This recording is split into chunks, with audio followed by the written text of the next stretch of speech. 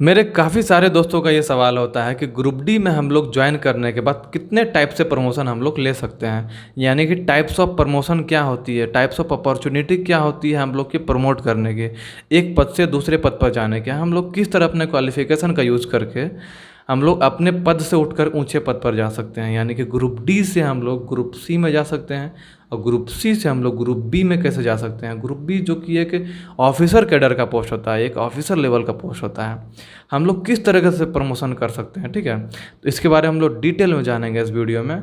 और ये वीडियो उन लोगों के लिए खास है जो कि ग्रुप डी में इस बार न्यू ज्वाइनिंग किए हुए हैं या तो फिर ज्वाइनिंग करने वाले हैं। कुछ लोग का पैनल अभी भी ज्वाइनिंग कराया जा रहा है कुछ लोगों का, और जो अभी 1,03,000 जो वैकेंसी आई हुई है 2019 की, उसमें जो लोग ज्वाइन करने के इच्छुक हैं उन लोगों के लिए। ठीक है, आइए वीडियो स्टार्ट करते हैं। तो पहला प्रमोशन जो हम लोग होता है, हम लोग का 3 टाइप्स ऑफ प्रमोशन होता है। ठीक है, अब पहला जो होता है हमारा DPQ होता है, जो कि रेगुलर प्रमोशन भी कहते हैं और उसको जो है सीनियरिटी बेसिस प्रमोशन भी कहते हैं। DPQ का मतलब होता है डिपार्टमेंट कोटा प्रमोशन, यानी कि इसमें आप सिर्फ पर्टिकुलर विभाग के लोग ही भाग ले सकते हैं, पार्टिसिपेट हो सकते हैं। आप जिस भी विभाग में ज्वाइन करते हैं उसी विभाग में आप जो है प्रमोट कर सकते हैं। ठीक है, सेकंड जो हमारा होता है LDC, यानी कि लिमिटेड डिपार्टमेंटल कॉम्पिटिटिव एग्ज़ाम। ठीक है, ये जो होता है इसमें भी पर्टिकुलर डिपार्टमेंट के लोग ही पार्टिसिपेट करते हैं और ये जो है आपका डिवीज़न लेवल पर होता है। हम लोग डिटेल में चर्चा करेंगे इस बारे में आगे और जान लेते हैं थोड़ा सा और थर्ड जो हो रहा होता है हमारा वो GDC होता है, यानी कि जनरल डिपार्टमेंटल कॉम्पिटिटिव एग्ज़ाम। ठीक है, ये जो होता है हमारा जोनल लेवल पर होता है। समझ गया। अब हम लोग डिटेल में चर्चा करते हैं पहले टॉपिक पर। चूँकि अगर ये वीडियो बहुत काफ़ी लंबा हो जाएगा तो हम लोग इसको पार्ट बाय पार्ट में हम लोग वीडियो बनाएंगे। ठीक है, ये जो वीडियो होगा इसमें हम लोग रेगुलर प्रमोशन के बारे में डिटेल में जानेंगे। चूँकि ये बहुत ब्रॉड है, काफ़ी टाइम लगेगा, कम से कम ये वीडियो जो है 20 मिनट का होने वाला है। ठीक है, और जो नेक्स्ट जो वीडियो होगा LDC का वो ज़्यादा नहीं होगा बड़ा, वो लगभग 5 से 10 मिनट का होगा, और GDC का भी जो है 5 से 10 मिनट का वीडियो होगा। बट ये जो प्रमोशन वाला है ये काफ़ी बड़ा होगा, तो इसलिए मैं उसको एक पार्ट में अलग से वीडियो इसके लिए बना दूंगा। ठीक है, अब पहला जो प्रमोशन होता है हमारा वो होता है डिपार्टमेंट कोटा प्रमोशन। इसमें हम लोग किस तरह से प्रमोट कर सकते हैं। ये जो प्रमोशन होता है इसके लिए हम लोग को बहुत ज़्यादा एग्ज़ाम नहीं देना पड़ता है। ये हम लोग का जो प्रमोशन आता है वो सीनियरिटी बेसिस पर होता है, जो कि एक डिवीज़न लेवल पर होता है। और ये सीनियरिटी बेसिस पर प्रमोशन कैसे होता है, आप सीनियरिटी बेसिस का मतलब ही आप समझ रहे हैं कि सीनियरिटी यानी कि जो सीनियर है उसको पहले प्रमोट किया जाएगा, यानी कि उसको पहले जो है ऊपर के पद पर भेजा जाएगा। ठीक है, जैसे हम लोग ग्रुप डी में आते हैं तो ग्रुप डी देखिए टाइप्स ऑफ पोस्ट कितने होते हैं पहले इसमें जान लेते हैं। ठीक है, फिर उसके बाद प्रमोशन के बारे में हम लोग जानेंगे तो आसानी होगा हम लोग को। टाइप्स ऑफ पोस्ट कितने होते हैं, ग्रुप डी और ग्रुप सी में बात कर रहे हैं हम लोग। ग्रुप डी में जो होता है लेवल 1 जो कि ग्रुप डी का पोस्ट होता है। अब ग्रुप सी में कितने पोस्ट होते हैं, ग्रुप सी में जो होते हैं वो नॉर्मली हर टेक्निकल विभाग के, यानी कि मैं टोटल जो टेक्निकल इस बार जो वैकेंसी है टोटल टाइप्स ऑफ 17 पोस्ट हैं, यानी कि 17 तरह के पोस्ट हैं, उनमें 13 तरह के पोस्ट जो है वो टेक्निकल हैं। और ये जो 13 तरह के पोस्ट हैं मैं उनके बारे में चर्चा करने वाला हूँ। आपको इस वीडियो में जो है यहाँ पर जो है दिख जाएगा आपको जो 13 तरह के जो है पोस्ट हैं। ठीक है, जो कि टेक्निकल पोस्ट हैं।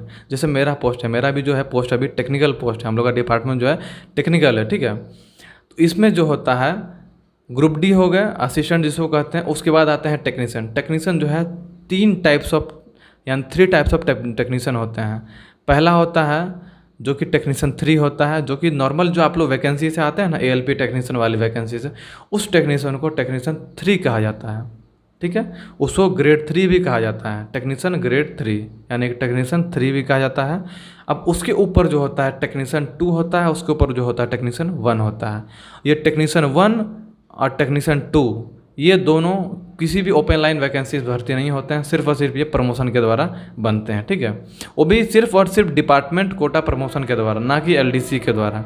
ठीक है, और एक पोस्ट होता है उसके ऊपर होता है ग्रेड 1 के ऊपर MCM, जिसको कि सीनियर टेक्नीशियन भी कहा जाता है। क्या, सीनियर टेक्नीशियन। तो सीनियर टेक्नीशियन जो होता है वो इक्वल ऑफ JE होता है, बट ये लाइन में वर्क करता है, ये ऑफिशियल वर्क नहीं करता है। ठीक है, बट इसको पावर जो होता है वो JE के लेवल का पावर होता है। समझ गया। उसके बाद जो पोस्ट होता है वो JE होता है सीनियर टेक्नीशियन के बाद। सीनियर टेक्नीशियन के बाद जो पोस्ट होता है वो JE होता है, यानी कि जूनियर इंजीनियर। उसके बाद जो पोस्ट होता है वो SSE होता है, यानी कि सीनियर सेक्शन इंजीनियर। ठीक है। इतने तरह के पोस्ट होते हैं मोटा मोटी ग्रुप सी में, और जो मैंने असिस्टेंट की बात की है ग्रुप डी में, ठीक है। और नॉर्मली जो DPQ जो प्रमोशन होता है उसके द्वारा लोग अपने, अगर आप यंग एज में ज्वाइन करते हैं यानी कि 18 से 19, 19 से 20 साल में अगर आप ज्वाइन करते हैं तो आप मैक्सिमम जो है इस प्रमोशन के द्वारा आप SSC के पोस्ट तक ही जा सकते हैं। उसके ऊपर बहुत रेयर केस में लोग जाते हैं, नहीं जा पाते हैं, ठीक है। जो लोग बहुत यंग एज में ज्वाइन करते हैं सिर्फ वही लोग जा पाते हैं इस पोस्ट तक। अब बात करते हैं LDC के द्वारा आप लोग बहुत ऊंचाई पोस्ट तक जा सकते हैं, हम लोग आगे बात करेंगे इस वीडियो में, अगले वीडियो में। तो जो प्रमोशन होता है आपका असिस्टेंट में आपने आए, आप लोग आए असिस्टेंट यानी ग्रुप डी में, जो कि 1800 GP का पोस्ट है। 1800 GP का पोस्ट है यानी 1800 ग्रेड पे का पोस्ट है। इसका जो बेसिक पे होता है वो 18,000 बेसिक पे होता है। और आपको जो प्रमोशन मिलता है पहला वो टेक्नीशियन ग्रेड 3 में मिलता है, जो कि 1900 GP का पोस्ट है, जिसका कि बेसिक पे 19,900 होता है, ठीक है। ये सारा प्रमोशन सीनियरिटी बेसिस पर होता है। सीनियरिटी बेसिस क्या होता है? सीनियरिटी लिस्ट जो होता है वो एक डिवीज़न जारी करता है हम लोग का। वो जो लिस्ट होता है वो किस बेसिस पर जारी होता है अब बता रहा हूँ मैं आपको। आप लोगों ने एग्ज़ाम दिया, एग्ज़ाम देने के बाद आप लोगों ने सारा फाइनल करके आप जो मेरिट बनाते हैं, वो मेरिट लिस्ट जो जारी होता है वो आपका किस आधार पर जारी होता है पता है? वो आपका नंबर ऑफ़ मार्क्स के बेसिस पर जारी होता है। यानी कि आपका जो मार्क्स आता है, जो भी टॉप लेवल का मार्क्स है, जिसका भी बहुत हाईएस्ट मार्क्स है, उसको ऊपर से मतलब कि नीचे करते जाएंगे। तो वो मेरिट जो होता है आपका वो मार्क्स बेसिस पर बनता है, और वही मेरिट लिस्ट जो है अटैच हो जाता है आपका जाकर के सीनियरिटी लिस्ट में। यानी कि आपने जितना अच्छा मार्क्स लाया उतना आपको सीनियरिटी लिस्ट में आपको प्रायोरिटी दिया जाएगा, और प्रमोशन आपका उतना ही फास्ट होगा। बात समझ रहे हैं आप लोग? इस तरह से जो है प्रमोशन होता है, और इस तरह से आपका जो सीनियरिटी लिस्ट जारी होता है। हर पोस्ट के लिए अलग अलग जारी होता है, हर विभाग के लिए अलग अलग जारी होता है। जैसे मेरा विभाग है इलेक्ट्रिकल TRD, तो TRD में जो 2 ब्रांच होते हैं PSI और OAG, ठीक है, ये दोनों का सीनियरिटी लिस्ट एक ही में जारी होता है। और इसमें अलग अलग पोस्ट के लिए, यानी कि हम लोग असिस्टेंट जो कि हेल्पर होता है, हेल्पर से लेकर के SSC तक का जो है वो एक में जारी होता है। उसमें पोस्ट बाय पोस्ट कर दिया जाता है कि SSC का इतना है, इतने लोग इसमें SSC के लिए हैं, और JEE में इतने लोग हैं, टेक्नीशियन में इतने लोग हैं, MCM में इतने लोग हैं, उसका जो नीचे है असिस्टेंट में इतने लोग हैं। तो वो लोग हैं। जैसे जैसे ऊपर का पोस्ट वैकेंट होते जाता है, लोग चाहे रिटायरमेंट से जाएं, चाहे वो वॉलंटियर रिटायरमेंट लें, चाहे वो दूसरे विभाग में प्रमोशन कर जाएं, चाहे किसी भी विभाग से किसी भी तरीके से वो लोग अगर वहाँ से हटते हैं, पोस्ट अगर आपका वैकेंट होता है, चाहे वो लोग प्रमोट करते हैं, तो आपका पोस्ट अगर वैकेंट होता है तो रूल है कि आपको नीचे वाले पोस्ट से लोगों को प्रमोट करके ऊपर वाले पोस्ट पर भेजा जाएगा, ठीक है।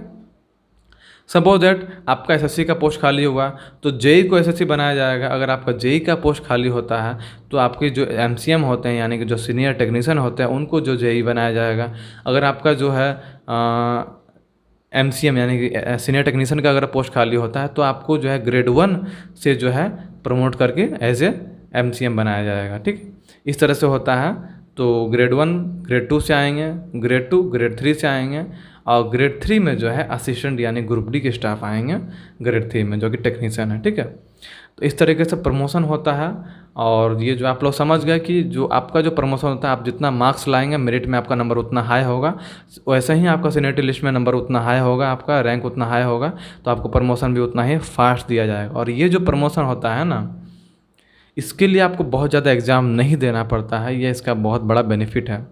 आपको LDC एग्ज़ाम, LDC के लिए और GDC के लिए आपको एग्ज़ाम देना पड़ता है, एग्ज़ाम पास करना पड़ता है, लेकिन इसमें आपको सीनियरिटी बेसिस पर हो जाता है, ठीक है।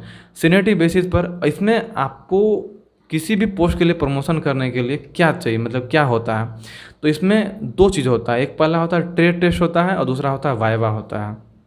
वाइवा में आपसे सिंपल क्वेश्चन पूछे जाते हैं जो कि आपके जॉब से रिलेटेड है, यानी कि आपके काम से रिलेटेड है। आप मान लीजिए आप TRD में हैं, ठीक है, आप इलेक्ट्रिकल TRD में हैं, तो TRD में आपसे सिर्फ और सिर्फ इतना पूछा जाएगा कि इस इक्विपमेंट का नाम क्या है, इस मटेरियल का नाम क्या है, और ये जो होता है मतलब कि किसी भी इक्विपमेंट का नाम पूछा जाएगा, या तो फिर किसी का प्रोसेस पूछा जाएगा। टाइप्स ऑफ बॉन्ड कितने होते हैं, टाइप्स ऑफ जंपर कितने होते हैं, टाइप्स ऑफ मटेरियल के बारे में पूछा जाएगा आपसे, ठीक है। और सेकंड जो होता है वो ट्रेड टेस्ट। ट्रेड टेस्ट यानी कि आपको कोई भी एक टास्क दिया जाएगा, आपको वो करके दिखाना पड़ेगा। जैसे मेरा इलेक्ट्रिकल टीआरडी है, तो टीआरडी में क्या टास्क दिया जा सकता है क्वेश्चन के तौर पर, आपको जंपर चेंज करके दिखाना है, आपको इंसुलेटर चेंज करके दिखाना है, आपको असेंबली चेंज करके दिखाना है, चाहे कैंटिलीवर असेंबली चेंज करके, कुछ भी आपको नॉर्मली आपको वो चीज़ आपको करके दिखाना पड़ेगा, ठीक है। आपको सामने ऑफिसर के सामने आपको वो चीज़ परफॉर्मेंस करके दिखाना पड़ेगा, फिर आपको डिसाइड होगा कि आप पास होते हैं या फिर फेल होते हैं। उसमें भी आपको पास होना पड़ता है, बट ये बहुत ही सिंपल होता है। नॉर्मली लगभग लोग पास कर ही जाते हैं, कोई फेल नहीं करता है इसमें, ठीक है, लगभग। तो इस तरीके से प्रमोशन होते जाता है। पहला प्रमोशन आप हेल्पर से आए हुए हैं, टेक्नीशियन 3 में मिलेगा, फिर टेक्नीशियन 2 में मिलेगा, फिर टेक्नीशियन 1 में मिलेगा, फिर आप बनेंगे सीनियर टेक्नीशियन, फिर बनेंगे आप जूनियर इंजीनियर, फिर उसके बाद बनेंगे आप SSE यानी कि सीनियर सेक्शन इंजीनियर।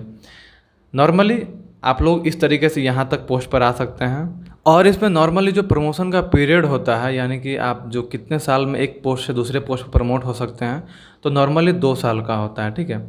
आप लोग जब ज्वाइन करते हैं उसके 2 साल के बाद ही आपको प्रमोट किया जाता है एक पोस्ट से दूसरे पोस्ट में। यानी कि अगर आप हेल्पर में आते हैं तो आपको ग्रुप टेक्नीशियन में प्रमोट किया जाएगा। नॉर्मली 2 साल आपको सर्विस आपको देना पड़ता है। ये एक तरह का नॉर्मली प्रोबेशनरी पीरियड भी होता है, यानी कि आपको सर्विस का जांच होता है कि आप एक सर्विस करने के लायक हैं या नहीं हैं, आप रेलवे को किसी भी तरह का मतलब कि प्रॉब्लम क्रिएट तो नहीं कर सकते हैं ना फ्यूचर में। तो ये 2 साल आपका जो होता है प्रोबेशनरी पीरियड होता है, ठीक है। इसको आपको कंप्लीट करना पड़ता है, उसके बाद आपको प्रमोशन किया जाता है। कुछ विभाग ऐसे होते हैं जिनमें कि 2 साल से पहले भी प्रमोशन आ जाता है, लोग कहते हैं, लेकिन रियल में क्या होता है वो प्री प्लान प्रमोशन होता है, यानी कि उसको पहले से प्लानिंग किया जाता है। उसको प्रमोशन जो है ना एक्यूरेट 2 साल होते ही दिया जाएगा, बट उसका जो प्रोसेस होता है पहले से स्टार्ट कर दिया जाता है। चूँकि ये जो प्रोसेस होता है इसमें भी समय लगता है। पहले तो लिस्ट जारी किया जाएगा, उसका एक अपॉइंटमेंट आपको दिया जाएगा कि इस दिन आपको अपना वाइवा आके देना है, आपको ट्रेड टेस्ट देना है। उसके बाद आप अटेंड करेंगे, उसका पास होंगे, रिजल्ट आएगा, उसके बाद फिर जो है आपको प्रमोशन होने में 3-4 महीना लग जाता है प्रोसेस करने में, ठीक है। तो ये सारे प्रोसेस होते हैं। तो ये सारे प्रोसेस को करने में जो है कुछ समय लगता है। इसीलिए कुछ लोग कहते हैं कि मेरा 1.5 साल में प्रमोशन आ गया, मेरा 1 साल के बाद ही आ गया। तो वो जो होता है प्रमोशन वो प्री प्लान प्रमोशन होता है, जो कि उसको इंक्रीमेंट जो है उसका प्रमोशन का जो बेनिफिट होता है वो 2 साल के बाद ही मिलेगा। बट वो काम सेम करते रहता है, अपना एग्ज़ाम दिया, पास किया, सारा कुछ हो गया, बट उसको एक प्रमोशन जो होता है यानी कि जो बेनिफिट होता है उसका वो आपको 2 साल के बाद ही दिया जाता है नॉर्मली। अब मैं बताने वाला हूँ आपको कि उनका जो बेसिक पे होता है क्या होता है ये सारे पोस्ट का, ठीक है। ग्रुप सी और ग्रुप डी में, ग्रुप डी में जो एक ही पोस्ट होता है वो होता है असिस्टेंट का। असिस्टेंट का जो पोस्ट होता है उसका ग्रेड पे जो होता है वो 1800 GP होता है। इसका बेसिक पे बनता है 18,000 रुपये। और नेक्स्ट जो होता है टेक्नीशियन 3 होता है जो कि 1900 GP पर होता है, यानी कि 1900 GP जो होता है उसका जो बेसिक पे बनता है वो 19,900 रुपये बनता है। और नेक्स्ट जो होता है वो हमारा ग्रेड 2 टेक्नीशियन होता है जिसका कि 2400 ग्रेड पे होता है, उसका बेसिक पे बनता है 25,500 रुपये। और उसके बाद जो नेक्स्ट होता है ग्रेड 1 टेक्नीशियन ग्रेड 1 जो होता है उसका जो ग्रेड पे होता है 2800 GP होता है, यानी 2800 उसका ग्रेड पे होता है। और उसका जो बेसिक पे बनता है 29,200 रुपये बनता है, 29,200। नेक्स्ट जो हो गया वो एज ए MCM हो गया, यानी कि JE हो गया, इक्वल दोनों का होता है। जो MCM यानी कि सीनियर टेक्नीशियन जो होता है वो 4200 GP पर होता है, जिसका कि बेसिक पे बनता है 35,400 रुपये। और जो JE होता है, JE का भी बिल्कुल भी सीनियर टेक्नीशियन के इक्वल होता है बेसिक पे।